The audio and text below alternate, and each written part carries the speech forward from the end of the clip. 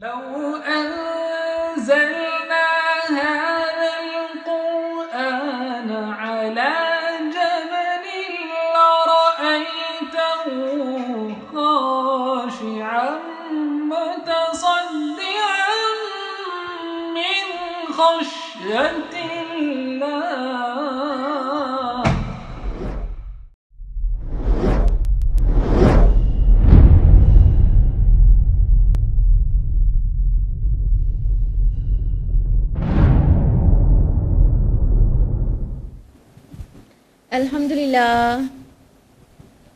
الحمدللہ والصلاة والسلام علی رسول اللہ وعلی آلہ وصحبہ اجمعین، اما بعد، واعوذ باللہ من الشیطان الرجیم، بسم اللہ الرحمن الرحیم، اقترب للناس حسابهم وهم فی غفلۃ معرضون، بسم اللہ الرحمن الرحیم، رب اشرح لی صدری ویسر لی امری واحلل عقدۃ من لسانی یفقہوا قولی۔ عزیز سامعات، خلاصہ قرآن مجید میں آپ سب کا تہہ دل سے خیر مقدم ہے۔ السلام علیکم ورحمۃ اللہ وبرکاتہ۔ خلاصہ قرآن میں ہم لوگ 16 پارے مکمل کر چکے ہیں الحمدللہ، اور آج 70واں پارہ ہے۔ 70واں پارہ شروع ہوتا ہے سورہ انبیاء سے، اور سورہ انبیاء میں 7 رکوع اور 112 آیات ہیں۔ اس سورہ کا نام سورہ انبیاء اس لیے ہے کیونکہ اس میں مسلسل نبیوں کا ذکر آیا ہے، اس لیے اس کو سورہ انبیاء کہتے ہیں۔ اس کا جو زمانہ نزول ہے وہ ہے مکے کا دور متوسط، یعنی مڈل پیریڈ آف دا مکی لائف۔ اللہ کے رسول صلی اللہ علیہ وسلم جب مکہ میں تھے، اس میں جو درمیان میں وقت تھا اس میں یہ نازل ہوئی ہے۔ موضوع کے اعتبار سے اس سورہ میں قریش مکہ کو آپ صلی اللہ علیہ وسلم جو توحید آخرت کی دعوت دے رہے تھے اور جو رسالت کا دعویٰ کر رہے تھے، اس پر وہ شک و شبہ کر رہے تھے، انہیں شکوک اور شبہات کا جواب دیا گیا ہے اس سورہ میں، اور ان کی غفلتوں کے نتائج سے انہیں متنبہ کیا گیا ہے۔ اس کے علاوہ جو آپ صلی اللہ علیہ وسلم کے خلاف چالے چل رہے تھے مشرکین مکہ، اس کے نتائج کا بھی بیان ہے اور اس کی مذمت بھی ہے۔ اس سورہ کی مشابہت سورہ مریم سے ہے کہ اس میں بھی کئی انبیاء کا ذکر قصص النبیین کے انداز میں کیا گیا ہے، اور اس سورہ میں بھی کئی نبیوں کا ذکر ہے۔ اب باقاعدہ سورہ شروع کرتے ہیں۔ اعوذ باللہ من الشیطان الرجیم، بسم اللہ الرحمن الرحیم۔ رکو نمبر 1 جو کہ آیات 1 سے 10 تک پر ہے۔ آیت نمبر 1 ہے اقترب للناس حسابهم وهم فی غفلۃ معرضون، لوگوں کے حساب کا وقت قریب آ گیا ہے اور لوگ ہیں کہ غفلت میں منہ موڑے ہوئے ہیں۔ اس انداز سے سورہ شروع ہو رہی ہے، بالکل وارن کرنے کے انداز میں کہ کتنا قریب ہے انسان کے حساب کا وقت، قیامت، اور پھر بھی غفلتیں طاری ہیں لوگوں کے اوپر اور اپنے حساب و کتاب کی ذرا تیاری نہیں کر رہے ہیں۔ آیت نمبر 3 میں ہے کہ ان کے دل کھیل کے خوگر ہو چکے ہیں، اور آیت نمبر 3 سے 5 میں رسول اللہ صلی اللہ علیہ وسلم کے دعوی رسالت میں جو شکوک اور اعتراضات تھے ان کا تذکرہ ہے۔ آیت نمبر 6 سے 8 میں ہے ان اعتراضات کا جواب جو آپ صلی اللہ علیہ وسلم کو فیس کرنا پڑ رہا تھا کہ آپ سے پہلے بھی نبی آ چکے ہیں۔ ان کا جواب ہے کہ آپ سے پہلے بھی بہت سے رسول معجزات لے کر آئے ہیں، تو کیا ان کی ساری قوم ان پر ایمان لے ہی آئی تھی؟ اور کوئی اب نبی ایسا نہیں بھیجا اللہ تعالیٰ نے جو کھانا نہ کھاتا ہو یا بشر نہ ہو۔ آیت نمبر 9 سے 10 میں ہے کہ جو لوگ حد سے بڑھ جانے والے ہیں اللہ تعالیٰ انہیں ہلاک کر دیتا ہے، اور فرمایا اے لوگوں، اب ہم نے تمہاری طرف یہ کتاب نازل کر دی ہے، اس میں تمہارا ہی ذکر ہے، تو کیا تم عقل سے کام نہیں لیتے؟ یہاں جو ذکرکم لفظ آیا ہے، تمہارا اپنا ذکر، اس کا مطلب ہے تمہارے حصے کی نصیحت، تمہارے حصے کی تعلیم اور تمہارے مسائل کا حل ہے۔ رکو نمبر 2 جو کہ آیات 11 سے 29 پر مشتمل ہے۔ آیت نمبر 11 سے 15 میں ہے کہ کتنی ہی بستیوں کو اللہ سبحانہ تعالیٰ غارت کر چکے ہیں کہ وہ ظلم کر رہی تھیں، اور جب ان پر عذاب کے آثار نمایاں ہو جاتے تو وہ گڑ گڑانے لگتے اور کہتے ہائے شامت ہماری، ہم ہی ظالم تھے۔ لیکن عذاب کے آثار نمایاں ہو جانے کے بعد اللہ تعالیٰ پھر مہلت نہیں دیتا، پھر ان کو اس طرح کر دیا جیسے کٹی ہوئی کھیتی یا بجھی ہوئی راکھ۔ آیت نمبر 16 میں ہے کہ ہم نے آسمان اور زمین کو اور جو کچھ ان دونوں کے درمیان ہے کھیل کے طور پر نہیں بنایا، یعنی حق کے ساتھ اللہ تعالیٰ نے پیدا کیا ہے اور بامقصد طریقے سے بنایا ہے یہ ساری کائنات۔ آیت نمبر 18 میں ہے اور ہم حق کو دے مارتے ہیں باطل پر تو وہ اس کا بھیجا نکال دیتا ہے، تو تبھی وہ نابود ہو جاتا ہے۔ یہ تاریخ انسانی کا قرآنی فلسفہ ہے کہ اللہ تعالیٰ کو جب بھی منظور ہوتا ہے کوئی نہ کوئی تحریک یا کوئی جماعت حق کی علمبردار بن کر سماج میں کھڑی ہوتی ہے اور باطل سے ٹکرا جاتی ہے اور باطل اس سے ٹکرا کر پاش پاش ہو جاتا ہے. یہ ایسا ہی ہوتا آیا ہے اور ابھی بھی ہوتا ہے. آیت نمبر 22 میں ہے اور اگر ان دونوں یعنی زمین اور آسمان کے اندر اللہ کے علاوہ اور معبود ہوتے تو لازماً اس میں فساد برپا ہو جاتا. یہ کائنات جتنی منظم طریقے سے چل رہی ہے اس کا جو نظم ہے اور ضبط ہے وہ اپنے آپ میں گواہی دے رہا ہے کہ اس کا مدبر اور منتظم ایک ہی ہے, ایک ہی اس کو کنڈکٹ کرنے والا ہے. جب ایک چھوٹا سا ادارہ ایک سے زیادہ منتظم سے چل نہیں سکتا تو پھر پوری کائنات کیسے ایک سے زیادہ معبود سے چل سکتی ہے. اور یہ منظم طریقے سے چل رہی ہے, اس کا مطلب ہے کہ اس پہ آرڈر دینے والا اور اس کا انتظام کرنے والا ایک ہی ہے. آیت نمبر 22 سے 29 میں ہے کہ اللہ تعالیٰ پاک ہے ان باتوں سے جو یہ مشرک بناتے ہیں, ان کے شرک سے بھی اللہ پاک ہے. اور جو بھی معبود انہوں نے بنا رکھے ہیں وہ تو ایکچولی اللہ کے مکرم بندے ہیں اور اس کے حکم کی تعمیل کرتے ہیں. اور جو کوئی بھی کہتا ہے کہ میں الہ ہوں تو اللہ تعالیٰ اسے جہنم میں ڈال دیتا ہے. رکن نمبر 3 جو کہ آیات 30 سے 41 پر مشتمل ہے. آیت نمبر 30 ہے اولم یر الذین کفروا ان السماوات والارض کانتا رتقا ففتقناہما. اس میں بہت بڑی سائنٹیفک فیکٹ چھپا ہوا ہے. آیت ہے کہ کیا یہ کافر لوگ جنہوں نے انکار کر دیا کیا یہ دیکھتے نہیں کہ زمین اور آسمان باہم ملے ہوئے تھے, جڑے ہوئے تھے اور ہم نے ان کو علیحدہ کیا, الگ کر دیا. آج جو کائنات کی ابتدا ہے اس کے پیچھے ایک تھیوری ہے جس کو بگ بینگ تھیوری کہتے ہیں. اس کے اکارڈنگلی پوری کائنات جو ہے وہ پہلے ایک بڑا ماس تھی, بگ ماس, جس کو پرائمری نیبولا نام دیا گیا. پھر ایک بہت بڑا وسفوٹ ہوا جس کو بگ بینگ کہتے ہیں اور اسی بگ بینگ کے بعد گیلیکسیز, اسٹارز اور پلینٹس وجود میں آئے. اور یہاں پر قرآن مجید کتنا بالکل مماثلت ہے بگ بینگ تھیوری سے کہ پہلے زمین آسمان جڑے ہوئے تھے اور اللہ تعالیٰ نے انہیں الگ کیا. تو یہ بگ بینگ کی طرف اشارہ ہے.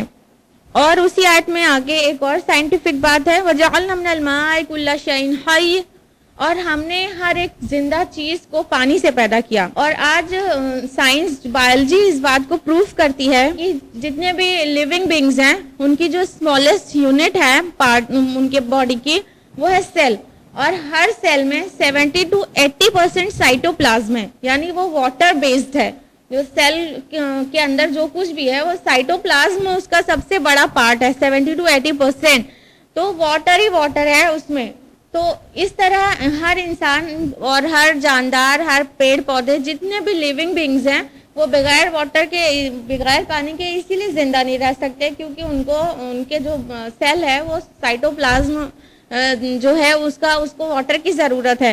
تو اس طرح قرآن مجید کہہ رہا ہے کہ ہر زندہ چیز کو پانی سے پیدا کیا اور سائنس اس کو بالکل پروف کرتی ہے کہ سیل میں سب سے زیادہ جو کنٹینٹ ہے وہ پانی کا ہی ہے. اس کا مطلب اس کی تخلیق پانی سے ہوئی ہے.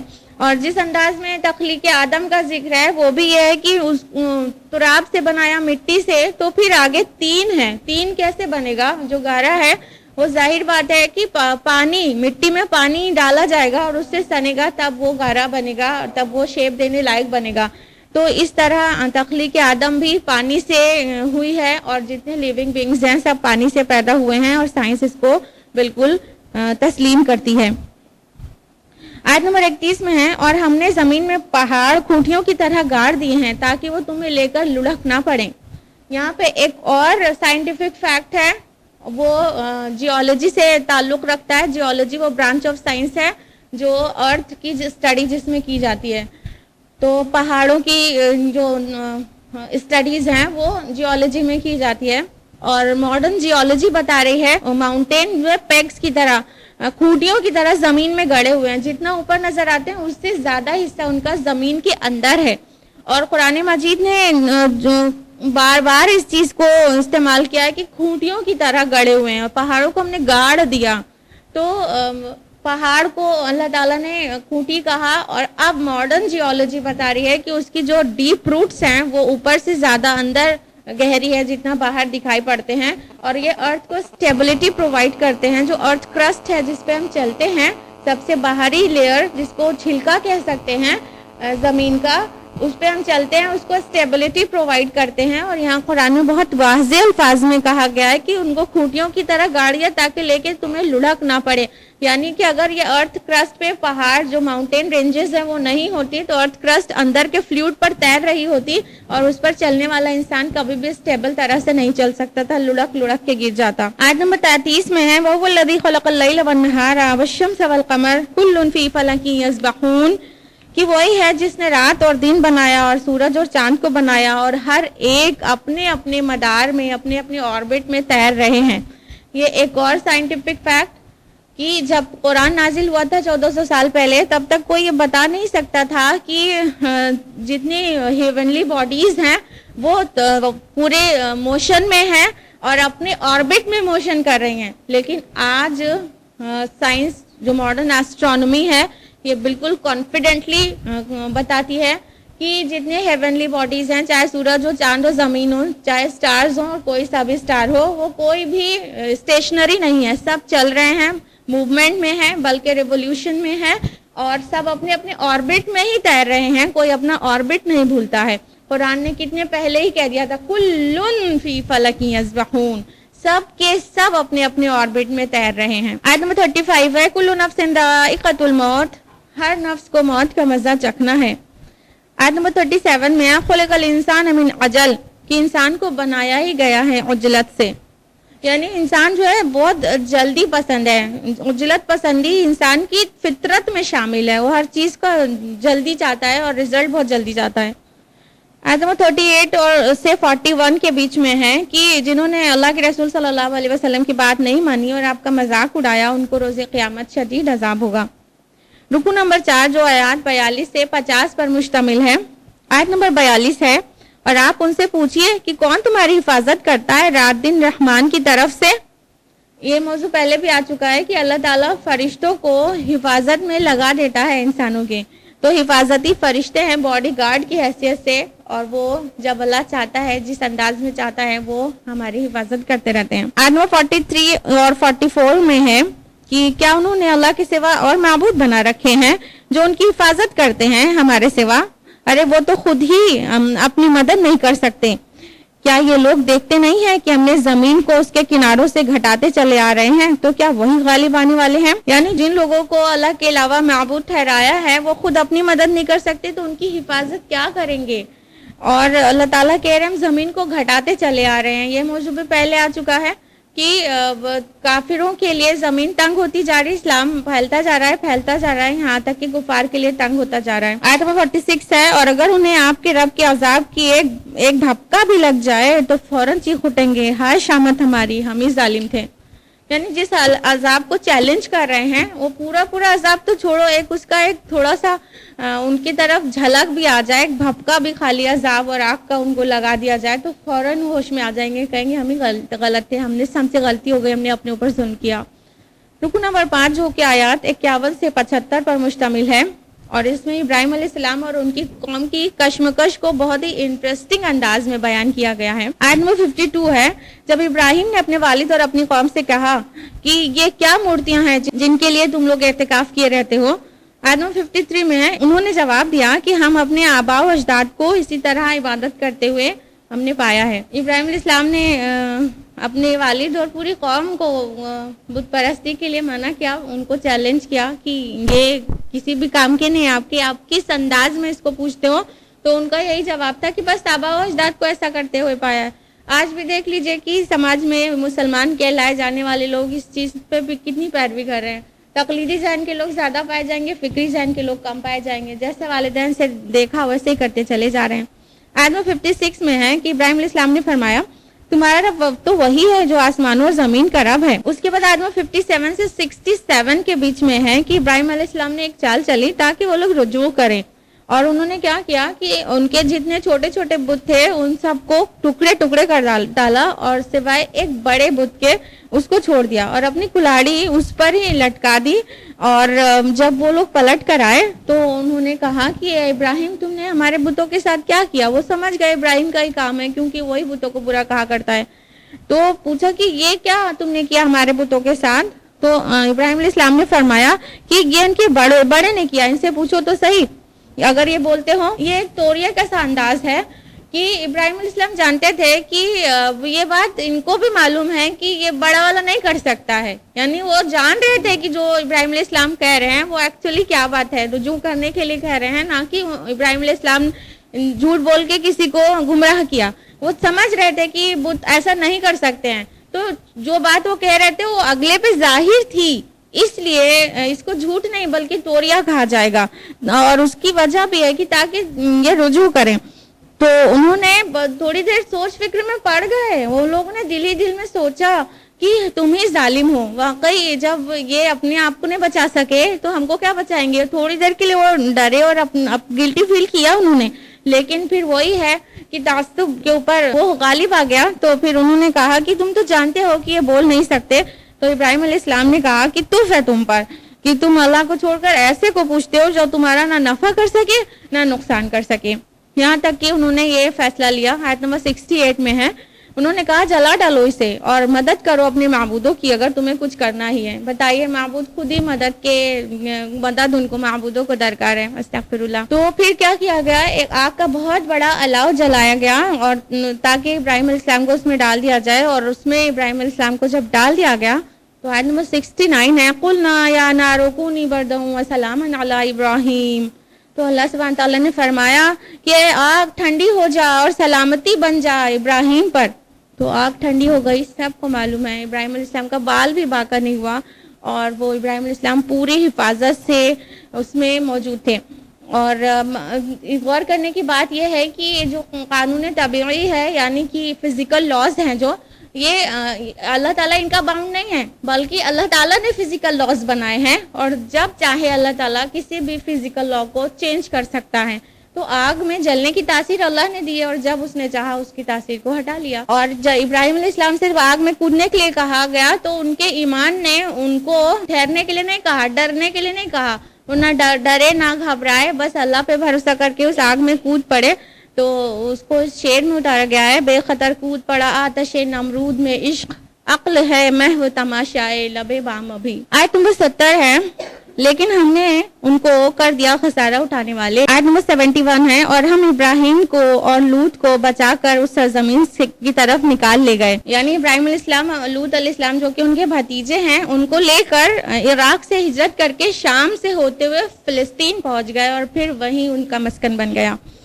آیت نمبر 72 سے 75 میں ہے کہ پھر اللہ تعالیٰ نے ابراہیم علیہ السلام کو اسحاق اور یعقوب علیہ السلام نوازا اور لوط علیہ السلام کو نبوت سے سرفراز کیا. رکو نمبر 6 جو کہ آیات 76 سے 94 کے بیچ ہے، آیت نمبر 76-77 میں ہے کہ اللہ تعالیٰ نے نوح علیہ السلام کی ان کے قوم کے مقابلے میں مدد فرمائی. آیت نمبر 78 میں ہے کہ اور داؤد اور سلیمان پر بھی اللہ نے فضیلت کی کہ جب وہ ایک کھیتی کے بارے میں فیصلہ کر رہے تھے جب اس میں گھس گئی تھی کچھ لوگوں کی بکریاں. آیت نمبر 79 ہے، تو ہم نے فہم عطا کیا اس کا سلیمان کو. معاملہ کچھ یوں تھا کہ ایک شخص کی فصل بالکل تیار تھی اور دوسرے قبیلے کی بکریاں اس کھیت میں گھس گئی تھیں، جس کی وجہ سے فصل پوری تہس نہس ہو گئی تھی. پھر یہ مقدمہ داؤد علیہ السلام بطور بادشاہ وہاں پر تھے تو ان کے حضور پیش ہوا. تو سلیمان علیہ السلام جو کہ وہاں پر ایک شہزادے کی حیثیت سے موجود تھے، انہوں نے اس معاملے کا حل بتایا. اس کا فیصلہ کچھ اس طرح سے بتایا کہ یہ جو بکریاں ہیں وہ ٹیمپرری کھیتی والے کو دے دیا جائے اور وہ اس سے فائدہ اٹھائے، یعنی اس کا دودھ پیے، ان سے فائدہ اٹھائے. اور جو کھیت ہے وہ بکری والے سے کہا جائے کہ دوبارہ اس میں فصل پوری تیار کرے، اور جب فصل اگ جائے پوری تیار ہو جائے تو پھر واپس فصل کو اس کے اصل مالک کو دے دیا جائے اور بکریوں کے مالک کو لوٹا دیا جائے. اس طرح سے سلیمان علیہ السلام کو اللہ تعالیٰ نے فیصلہ کرنے کا فہم نصیب کیا. آیت نمبر 79 میں ہے، اور ہم نے مسخر کر دیا تھا داؤد کے ساتھ پہاڑوں کو جو تسبیح کرتے تھے اور پرندوں کو بھی. داؤد علیہ السلام جب زبور پڑھتے تھے تو اتنی دلکش آواز میں پڑھتے تھے کہ اس سے وجد میں آ کر پہاڑ اور پرندے سب آس پاس کی چیزیں بھی ان کے آواز میں آواز ملا کر زبور پڑھنے لگتے تھے. آیت نمبر 80 میں ہے، اور ہم نے انہیں تمہارے لباس کی صنعت سکھائی. اور یہ لباس جنگی لباس کے بارے میں ذکر ہو رہا ہے، یعنی جو زرہ بختر بنی ہے وہ ایکچولی داؤد علیہ السلام کی ایجاد ہے. آیت نمبر 81 میں ہے کہ اور مسخر کر دیا ہم نے سلیمان کے لیے تیز چلنے والی ہوا کو جو اس کے حکم سے چلتی تھی. یعنی جب سلیمان علیہ السلام بادشاہ تھے تو ان کے دور میں بہت ڈیولپمنٹس ہوئے تھے اور ایکسپورٹ بہت زیادہ ترقی یافتہ ہو چکا تھا. تو ان کے جو ایکسپورٹ آئٹمس کے جو چیزیں جو بڑے بڑے سمندری بیڑوں سے دوسرے ملکوں میں جاتی تھیں, تو اس وقت سمندر میں جہاز اور کشتیوں کا جو چلنا تھا وہ پورا اس کا دار و مدار ہوا کے رخ پر ہوتا تھا. تو اس طرح جب سلیمان علیہ السلام کے سمندری بیڑے جس طرف سفر کر رہے ہوتے, اللہ تعالیٰ ہوا کو اس کے قطعی موافق رکھتا. تو اس انداز میں کہا گیا کہ مسخر کر دیا ہوا کو اللہ تعالیٰ نے سلیمان علیہ السلام کے لیے. ایک تو یہ مطلب ہوگا, اور اگر سلیمان علیہ السلام کی مرضی پہ ہوا چلتی ہو تو ہم اور آپ کو کوئی ملال کرنے کی ضرورت نہیں ہے. آیت نمبر 82 میں ہے, اور شیاطین میں سے جو اس کے لیے غوطہ خوری کرتے تھے اور وہ اس کے علاوہ اور بھی بہت سے دوسرے کام کرتے تھے. یعنی سلیمان علیہ السلام کو اللہ تعالیٰ نے جنات بھی حوالے کر دیے تھے, ان کے قبضے میں دے دیے تھے, اور وہ جنات سے بہت سارے کام لیتے تھے. تو سمندر میں وہ جن غوطہ لگاتے تھے اور بہت گہرائی سے موتیاں نکال کر لاتے تھے اور بہت سی قیمتی چیزیں بھی نکال کر لاتے تھے. آیت نمبر 83 اور 84 میں ہے کہ ایوب علیہ السلام کا تذکرہ ہے کہ اللہ تعالیٰ نے ان کو بیماری ڈال دی تھی بطور آزمائش, اور ان کی جلد یعنی اسکن میں ایسی ڈیزیز ہو گئی تھی کہ اس کے پھوڑے سے بہت بدبو آتی تھی, یہاں تک کہ ان کے گھر والے بھی ان کو چھوڑ کر چلے گئے تھے. پھر اللہ تعالیٰ نے ان کی صبر کی تعریف کی اور ان کی آزمائش کو دور کر دیا, اور ان کو صحت بھی نصیب کر دی اور گھر والے بھی لوٹا دیے. تو ان کے گھر والے بھی واپس آ گئے اور ان کو مزید اولاد سے نوازا اللہ تعالیٰ نے. آیت نمبر 85 میں ہے, اور اسی طرح اسماعیل, ادریس اور ذوالکفل پر بھی اللہ نے فضل کیا. تو اسماعیل علیہ السلام سب معلوم ہے, جانتے ہیں. ادریس علیہ السلام ہے نوح علیہ السلام کے پہلے اور آدم علیہ السلام کے بعد مبعوث ہوئے ہیں, اور ذوالکفل کے بارے میں کوئی تحقیقی معلومات نہیں فراہم ہوتی کیونکہ احادیث میں اس کی کوئی تفصیلات نہیں آتی ہیں. آیت نمبر 87 میں ہے, اور مچھلی والے کو بھی جب وہ چل دیا غصے میں بھرا ہوا, پس اس نے تاریکیوں میں اللہ کو پکارا, لا الہ الا انت سبحانک انی کنت من الظالمین, کہ نہیں ہے کوئی معبود سوائے آپ کے اور آپ کی ذات پاک ہے اور میں ہی ظالموں میں سے ہوں. وہ مچھلی والے کس کو کہا گیا؟ ظاہر سی بات ہے یونس علیہ السلام کو, کہ وہ ٹائم سے پہلے اپنی قوم کو چھوڑ کر چلے گئے تھے. پھر جب مچھلی نے ان کو نگل لیا, اپنی غلطی کا احساس ہوا, تو ان الفاظ میں اللہ تعالیٰ کو پکارا اور اللہ تعالیٰ نے سن لیا اور مچھلی نے انہیں کنارے پر اگل دیا. آیت نمبر 89 میں ہے کہ اور زکریا کو جب اس نے پکارا اپنے رب کو, رب لا تذرنی فردا وانت خیر الوارثین, کہ اے رب مجھے اکیلا نہ چھوڑ, بے شک تو ہی بہترین وارث ہے. تو آیت نمبر 90 میں ہے, تو اسے یحییٰ عطا کیا, یعنی زکریا علیہ السلام کو عین بڑھاپے کی حالت میں یحییٰ علیہ السلام عطا کیا اللہ سبحانہ تعالیٰ نے معجزاتی طور پر. آیت نمبر 90 میں ہے کہ حضرت مریم کو اللہ تعالیٰ نے بیٹا عیسیٰ نصیب کیا اور اسے نشانی بنا دیا دنیا والوں کے لیے. آیت نمبر 94 میں ہے, جو کوئی بھی نیک عمل کرے گا اور وہ مومن بھی ہو تو اس کی سعی و کوشش کی ناقدری نہیں کی جائے گی. رکو نمبر 7 جو کہ آیات 95 سے 112 کے بیچ ہے. آیت نمبر 95-96 میں ہے کہ اور حرام ہے ہر اس بستی پر جس کو ہم نے ہلاک کر دیا کہ اب وہ لوٹنے والے نہیں ہیں, یہاں تک کہ جب کھول دیے جائیں گے یاجوج اور ماجوج, اور وہ ہر اونچائی سے اوپر سے پھسلتے ہوئے چلے آئیں گے. یہ قیامت کے پہلے ہونے والے جو آثار ہیں ان میں سے ایک بہت اہم واقعہ ہے کہ یاجوج اور ماجوج واپس آ جائیں گے, اور اس کا ذکر سورہ کہف میں پہلے بھی ہو چکا ہے. تو یاجوج اور ماجوج کی یلغار سے بچنے کے لیے ذوالقرنین نے ایک دیوار تعمیر کی تھی, اس کا پتہ پوری طرح سے اب چل چکا ہے. وہ دربند وہ جگہ ہے جہاں پر وہ دیوار بنائی گئی تھی. اب وہ بالفعل دیوار تو موجود نہیں ہے, لیکن اس کے بہت قطعی واضح آثار وہاں پر موجود ہیں. اور قیامت سے پہلے جو ایک بہت بڑی, بہت خطرناک اور بہت خون خرابے والی جنگ ہوگی, اس کو حدیث میں ملحمۃ العظمی اور بائبل میں آرمیگیڈون کہا گیا ہے, وہ جب ہو چکے گی اور عیسیٰ علیہ السلام دجال کو قتل کر چکیں گے, وہ اس کے بعد کا واقعہ ہے کہ یاجوج اور ماجوج سیلاب کی طرح پوری دنیا پہ ٹوٹ پڑیں گے اور پھر سے ایک بار بہت بڑی تباہی مچائیں گے. ایک تو آرمیگیڈون سے بڑی تباہی ہوگی, اور پھر یاجوج اور ماجوج کی وجہ سے بہت بڑی تباہی ہوگی۔ قرآن کی اس آیت میں کہا گیا ہے کہ وہ اونچائی سے پھسلتے ہوئے چلے آئیں گے، تو ایکچولی یاجوج اور ماجوج قوم کا اطلاق جن قوموں پر ہوتا ہے، جن علاقوں پر ہوتا ہے، وہ ساری قومیں جو ہیں ہمالیہ کے اور مڈل ایشیا کے پہاڑی سلسلوں کے نارتھ میں واقع ہیں، تو ممکن ہے ان پہاڑی سلسلوں کو پار کرتے ہوئے ساؤتھ کی طرف یلغار کریں گے، اس لیے کہا گیا اونچائی سے پھسلتے ہوئے چلے آئیں گے۔ آیت نمبر 97 سے 100 میں قیامت اور جہنم کا تذکرہ ہے، اور آیت نمبر 101 سے 103 میں متقی لوگ قیامت میں گھبراہٹ سے بچے رہیں گے، اس بات کا تذکرہ ہے۔ اور آیت نمبر 107 ایک بہت بڑا فیکٹ ہے، وَمَا أَرْسَلْنَاكَ إِلَّا رَحْمَةً لِّلْعَالَمِينَ، اور ہم نے آپ کو نہیں بھیجا مگر رحمت بنا کر تمام عالم کے لیے، یعنی رسول اللہ صلی اللہ علیہ وسلم کی بعثت تمام دنیا کے انسانوں کے لیے ہوئی ہے، وہ بھی رحمت بنا کر۔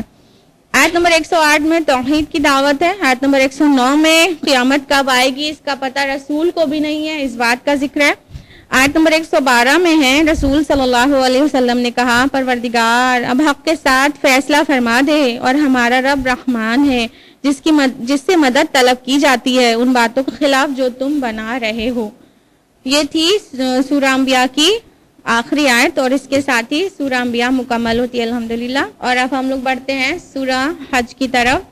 سورۃ الحج میں 10 رکوع اور 78 آیات۔ اس کا نام سورہ حج اس لیے ہے کیونکہ آیت نمبر 27 میں وَأَذِّن فِي النَّاسِ بِالْحَجِّ فقرہ آیا ہے، اور اس کے زمانہ نزول میں مفسرین کے درمیان اختلاف ہے۔ بعض مفسرین کا کہنا یہ مکی سورہ ہے، اور بعض مانتے ہیں کہ یہ مدنی سورہ ہے، کیونکہ اس سورہ میں مکی اور مدنی دونوں صورتوں کی خصوصیات پائی جاتی ہیں، تو ممکن ہے کہ اس کا ایک حصہ مکی دور کے آخر میں نازل ہوا ہو اور اس کا دوسرا حصہ مدنی دور کے آغاز میں نازل ہوا ہو، اور ہجرت کے درمیان بھی کچھ آیات نازل ہوئی ہیں، تو اس لیے یہ مکی اور مدنی ہونے میں اس کا اختلاف ہے۔ اور اس میں خطاب جو ہے وہ 3 گروپس سے ہے، ایک مشرکین مکہ سے، اور دوسرا تردد میں پڑے ہوئے مذبذب مسلمانوں سے، اور تیسرا مومنین صادقین سے۔ رکو نمبر 1 جو کہ آیات 1 سے 10 پر مشتمل ہے، آیت نمبر 1 ہے، یا ایھا الناس اتقوا ربکم ان زلزلۃ الساعۃ شیء عظیم، ہے لوگو اپنے رب کا تقوی اختیار کرو، بے شک قیامت کا زلزلہ بہت بڑی چیز ہے۔ آیت نمبر 2 میں ہے، جس دن تم اس کو دیکھو گے اس دن بھول جائے گی ہر دودھ پلانے والی اپنی دودھ پلائے کو، یعنی ماں کی ممتا کس قدر مشہور ہے، محبت میں سب سے عظیم اگر کوئی ہے تو ماں ہوتی ہے اپنی اولاد کے لیے، لیکن قیامت کی جو ہولناکی ہے اس کے بارے میں اس طرح واضح کیا گیا کہ دودھ پیتے بچے کو چھوڑ کے ماں اپنے کو بچانے لگے گی، اس قدر بھول جائے گی کہ اس کا بچہ کدھر بلخ رہا ہے۔ اور آگے ہے، ہر حاملہ کا حمل گر جائے گا، اور تم دیکھو گے لوگوں کو جیسے وہ نشے میں ہو، حالانکہ وہ نشے میں نہیں ہوں گے، تمہارے رب کا عذاب ہی بہت سخت ہے۔ اس کے بعد آیت نمبر 5 میں پھر سے ایک سائنٹیفک چیز ہے سورہ حج میں بھی، اور وہ ہے ایمبریونک سٹیجز مدرز ووم میں۔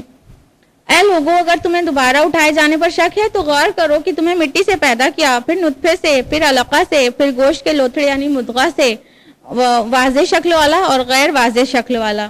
یہ جس انداز میں ایمبریونک سٹیجز بیان ہوئی ہے کہ مدرز ووم میں کس طرح سے فیٹس گرو کرتا ہے اور ایمبریو کیسی کیسی شکلیں لیتا ہے، یہ جس انداز میں قرآن نے بیان کیا ہے، ایک تو یہاں پر سورہ حج میں اور اگلی ہی سورہ مومنون میں بھی ہے، تو جس خوبصورتی سے فارم وائز بیان کیا ہے، جبکہ وہ ایمبریولوجی جو ہے ٹائم وائز بیان کرتی ہے۔ تو پروفیسر کیتھ مور کو جب یہ ورسز یا جو قرآنی آیات پیش کی گئیں، پروفیسر کیتھ مور ٹورنٹو یونیورسٹی کینیڈا کے اناٹومی ڈپارٹمنٹ کے پروفیسر ہیں، اور انہوں نے اپنے کافی زندگی اناٹومی اور ایمبریولوجی کے اوپر گزاری ہے، تو انہوں نے یہ جب آیات دیکھی تو کہا کہ جو اناٹومی میں اور ایمبریولوجی میں اسپیشلی جو معلومات اویلیبل ہیں ان میں سے یہ بہترین ممکن ہے، کہ اس سے بہتر ممکن نہیں ہے، اور ہم لوگ جو سٹیجز بتاتے ہیں وہ ٹائم وائز ویک 1 ویک 2 اس سے بہت بہتر یہ جو فارم وائز ہے کہ کس طرح کا ایمبریو دکھے گا۔ تو وہ حیران تھے اس بات پہ کہ 1400 سال پہلے عرب کے صحرا میں ایک کتاب نازل ہوئی، اور اس میں ایسی چیزیں کیسے ہیں جب ماڈرن اکوپمنٹ جو ہے اس سے ایمبریولوجی کی ڈیٹیلز اب پتہ چلی ہے تو اتنی پہلے سے اتنی باریک تفصیلات کے ساتھ کیسے موجود ہے. آیت نمبر 5 اور 6 میں ہے جس طرح مردہ زمین بارش کے بعد زندہ ہو جاتی ہے اسی طرح مردوں کو بھی زندہ ہونا ہے. آیت نمبر 8 سے 10 میں ہے کہ جو لوگ اللہ کے بارے میں بے علمی سے جھگڑتے ہیں ان کے لیے دنیا میں رسوائی ہے اور قیامت میں شدید عذاب ہے.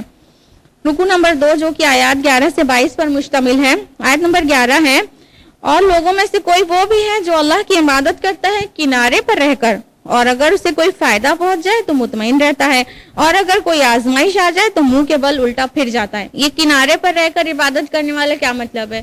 یہ منافقین کا طریقہ بیان کیا گیا ہے کہ اللہ کی فرما برداری کرتے ہیں کنارے کنارے پر. کہنے کا مطلب ادھر فائدہ دیکھتے تو ادھر لڑک جاتے ہیں, ادھر کا فائدہ دیکھتے تو ادھر لڑک جاتے ہیں. ان کا دین ایمان کچھ بھی نہیں ہے, بس یہ کہ مذبذب رہتے ہیں. دنیا بھی ان کی جاتی ہے, آخرت بھی جائے گی. دنیا اس طرح سے جاتی ہے کہ اگر کافر ہے تو دنیا ہی کے اللہ العاب میں اور اسی کی عیش و عشرت میں کھو کے دنیا تو پا لیتا ہے. لیکن یہ جو منافق ہوتا ہے وہ نہ ادھر کا رہ جاتا ہے نہ ادھر کا رہ جاتا ہے اور وہ جہنم میں بھی اس کو سب سے سخت عذاب ہوگا.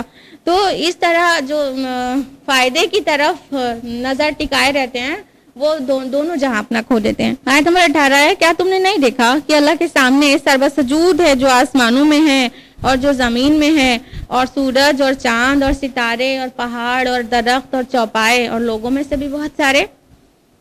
لیکن سب تو اللہ کے مطیع ہیں, لوگوں میں بہت سارے ہیں, سب نہیں ہیں انسانوں میں.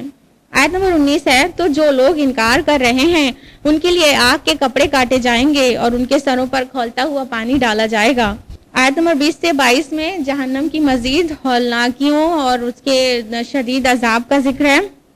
اس کے بعد رکوع نمبر 3 جو کہ آیات 23 سے 25 پر مشتمل ہے. اس میں آیت نمبر 23-24 میں اہل جنت کے لیے جنت کی مہمان نوازی کا تذکرہ ہے. آیت نمبر 25 میں ہے کہ یقیناً وہ لوگ جنہوں نے کفر کیا اور وہ روکتے ہیں لوگوں کو اللہ کے راستے سے اور مسجد حرام سے تو ہم ان کو مزہ چکھائیں گے دردناک عذاب کا. رکوع نمبر 4 جو کہ آیات 26 سے 33 پر مشتمل ہے. آیت نمبر 26-27 میں ہے کہ اللہ تعالیٰ ابراہیم علیہ السلام کو حکم دیتے ہیں کہ خانہ کعبہ کی صحیح جگہ پر تعمیر کریں جہاں پہ اللہ تعالیٰ نے انہیں بتایا اور پھر لوگوں میں منادی کر دیں کہ وہ اللہ کے لیے حج کریں اس بیت اللہ کا.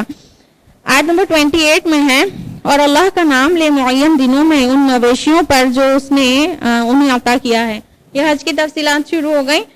مراد ہے یہاں پر معین دنوں ایام معدودات سے مراد ہے یہاں پہ ایام نحر یعنی 10, 11 اور 12 ذوالحجہ. تو اس میں سے خود بھی کھاؤ اور خستہ حال محتاجوں کو بھی کھلاؤ. یعنی وہ جو قربانی کی جائے گی خود بھی کھایا جا سکتا ہے اور محتاجوں کو بھی دیا جا سکتا ہے. آیت نمبر 29 میں ہے پھر چاہیے کہ وہ دور کریں اپنے میل کچیل یعنی احرام کھول دیں اور اس سے نہانا دھونا مراد ہے اور اپنی نظریں پوری کریں اور اس قدیم گھر کا طواف کریں. اور یہاں پہ طواف سے مراد طواف زیارت ہے. آیت نمبر 31 میں ہے اور جو کوئی اللہ کے ساتھ شرک کرے گا تو وہ ایسے ہے جیسے آسمان سے گر پڑا تو اسے پرندے اچک لے جائیں یا ہوا دور کی جگہ پر پھینک دے. جو اللہ کا دامن چھوڑتا ہے, جو اللہ کا مضبوط کڑا چھوڑ دیتا ہے تو وہ انسان کا حال ایسا ہی ہے جیسے آسمان سے گر پڑا. اب چاہے بیچ میں پرندے نوچ کھائیں اسے اور چاہے ہوا اتنی دور لے جا کر پٹخ دے کہ وہ اس کا چورا چورا ہو جائے. اور یہاں پر جو پرندے کہا گیا ہے وہ اشارہ ہے شیطان کی طرف اور جو جس کو ہوا کہا گیا ہے وہ اشارہ ہے ہوا ہو تمہاری خواہشات نفس, تمہاری جو نفس کی خواہشات ہیں وہ. کیونکہ جہاں اللہ کو چھوڑا, اللہ سے ڈیٹیچ ہوا انسان, نفس کی خواہش اور شیطان نے اس کو بالکل پکڑ لیا.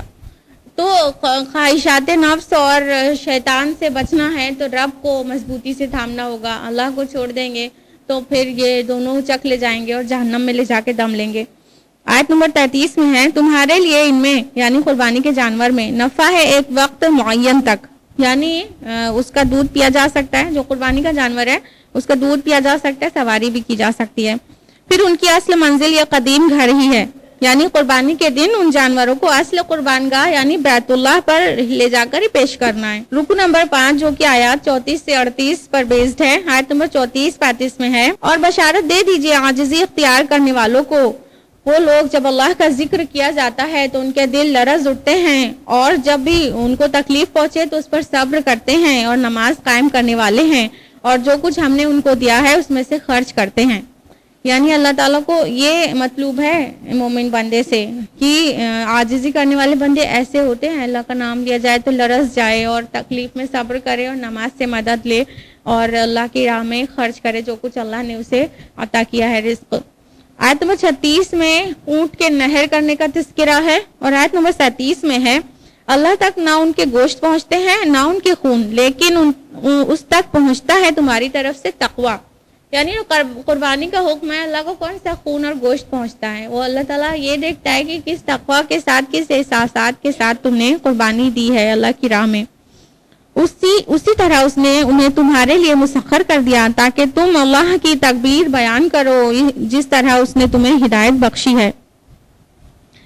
اب جنگ کے احکام آ رہے ہیں اور حج اور قتال فی سبیل اللہ کا بہت بڑا ربط, بہت گہرا ربط ہے کیونکہ بیت اللہ جو تھا وہ مشرکین کے تسلط میں تھا. جب تک ان سے جنگ نہیں کی جائے تب تک ممکن نہیں تھا کہ وہاں پر حج کیا جا سکے.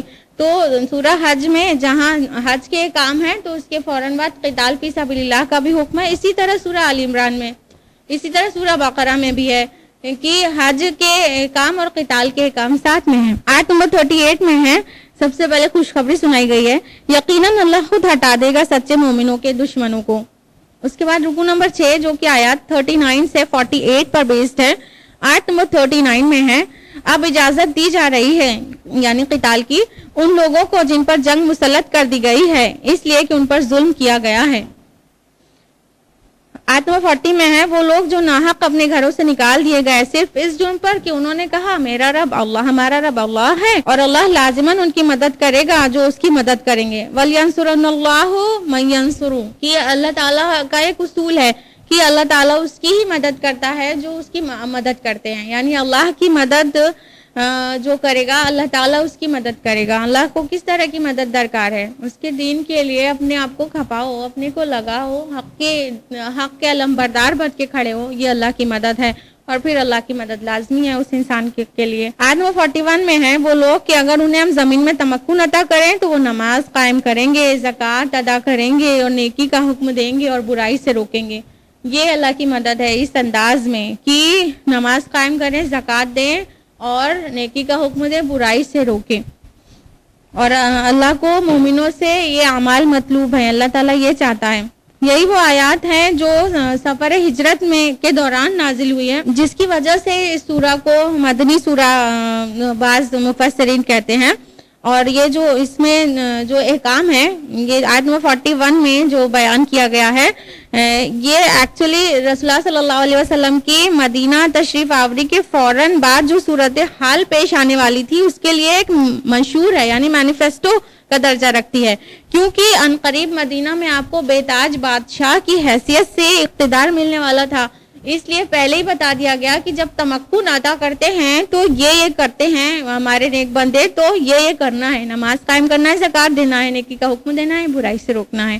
یہ بہترین مینیفیسٹو تھا اللہ کے رسول کے لیے جب آپ وہاں پر آپ کو اقتدار نصیب ہوا مدینہ جاتے ہی کچھ ہی عرصے میں. اب دیکھیے یہ جو انداز تھا قتال والا یہ مدنی انداز کا تھا. اب اس کے بعد جو آیات آ رہی ہیں وہ پھر سے مکی انداز کی ہے.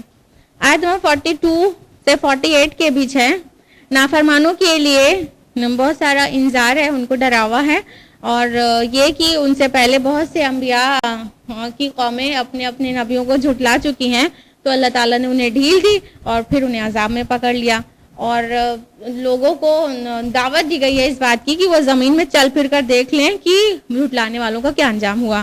اور جو عذاب کی جلدی مچا رہے ہیں تو اللہ تعالیٰ نے اس کے بارے میں کہا وہ اللہ کا وعدہ ہے اور اللہ اپنے وعدے کی خلاف ورزی کبھی نہیں کرتا. رکو نمبر 7 جو کہ آیات 49 سے 57 پر بیسڈ ہے. آیت نمبر 49 سے 51 ہے اے نبی اعلان کر دیجئے کہ میں تو بس تمہارے لیے واضح طور پر خبردار کر دینے والا ہوں. تو جو لوگ ایمان لائے اور نیک عمل کریں گے ان کو عزت کی روزی اور مغفرت ہے, اور جو لوگ ہماری آیات کو نیچا دکھانے کی تگ و دو میں لگے رہیں گے وہی ہیں جو جہنم والے ہیں.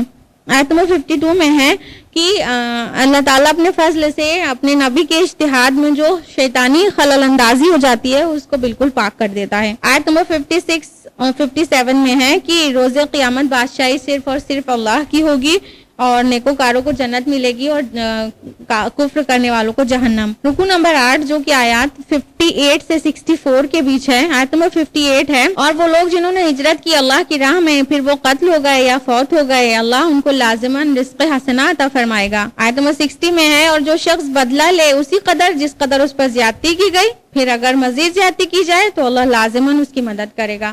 یعنی مکہ میں جو کچھ ہو چکا تھا اس کا بدلہ اب جنگ کی صورت میں تمہیں لینا ہے. اگر اس کے بعد پھر سے ادھر سے کوئی بھی فردر زیادتی کی جائے گی تو پھر اللہ مومنوں کی مدد کرے گا. آیت نمبر 61 سے 64 میں آفاقی نشانیوں کے ذریعے توحید اور آخرت کی دعوت ہے. رکوع نمبر 9 جو کہ آیات 65 سے 72 پر بیسڈ ہے.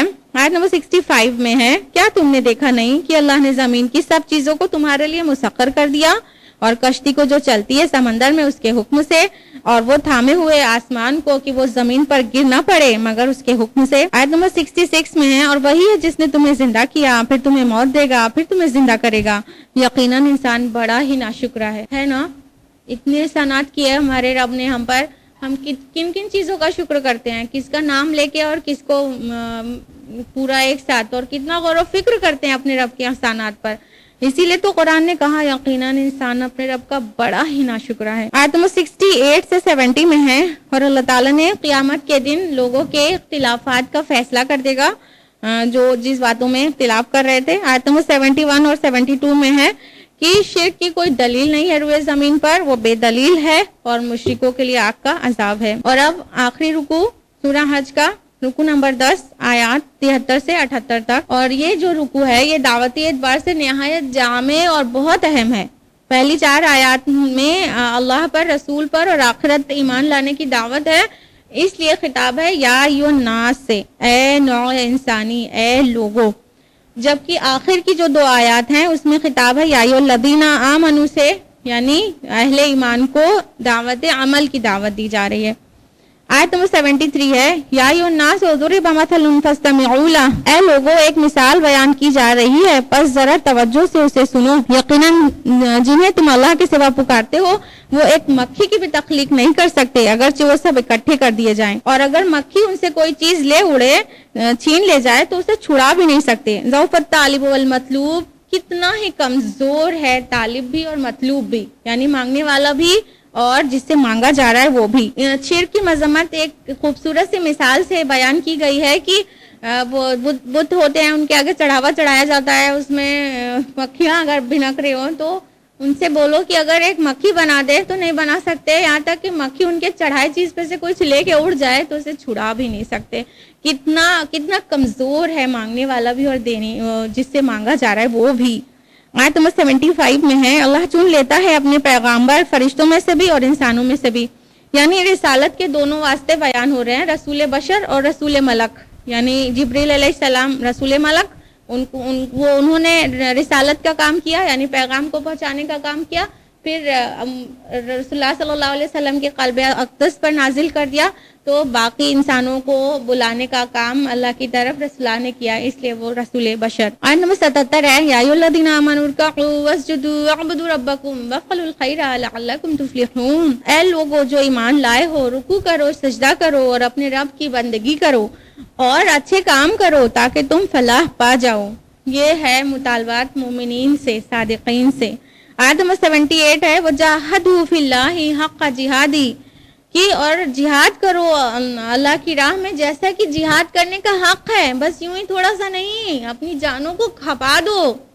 ہُوَاجْتَبَاکُمْ، اس نے تمہیں چن لیا ہے اور دین کے معاملے میں تم پر کوئی تنگی نہیں رکھی ہے. تمہارے جد امجد ابراہیم کی ملت اور اسی نے تمہارا نام مسلم رکھا ہے، اس سے پہلے بھی اور اس کتاب میں بھی یہ اللہ کا رکھا ہوا نام ہے مسلمان. آگے ہے اسی آیت میں لِيَكُونَ الرَّسُولُ شَهِيدًا عَلَيْكُمْ وَتَكُونُوا شُهَدَاءَ عَلَى النَّاسِ، تاکہ گواہ ہو جائے رسول تم پر اور تم گواہ ہو جاؤ نوع انسانی پر. سورہ بقرہ کی آیت میں 143 جو شہادت علی الناس پہ مبنی ہے، یہاں پر صرف پوزیشن چینج ہو گئی ہے. پہلے یہاں پر رسول شاہد ہو جائیں تم پر اور تم گواہ ہو جاؤ تمام نوع انسانی پر، یہ طریقہ ہے. اور وہاں بقرہ میں ہے کہ تم گواہ ہو جاؤ تمام نوع انسانی پر اور رسول تم پر گواہ ہو جائیں. خالی پوزیشن چینج ہو گئی ہے اور آیت وہی ہے شہادت علی الناس والی. اس کے بعد ہے فاقیموا الصلاۃ وآتوا الزکاۃ واعتصموا باللہ، کی صلاح قائم کرو اور زکوٰۃ ادا کرو اور اللہ کے ساتھ چمٹ جاؤ. ہوا مولاکم، وہی تمہارا مولا ہے. فنعم المولا ونعم النصیر، کیا ہی اچھا مولا اور کیا ہی اچھا مددگار. مولا آقا، حمایتی اور پشت پناہ کو کہتے ہیں. اس طرح سورہ حج بھی مکمل ہوئی الحمدللہ، اور سورہ حج کے ساتھ ساتھ ہم لوگوں نے 17 پارے مکمل کر لیے الحمدللہ ثم الحمدللہ. اس کے ساتھ ہی آج کی محفل کا یہیں اختتام ہوتا ہے. والسلام علیکم ورحمۃ اللہ وبرکاتہ.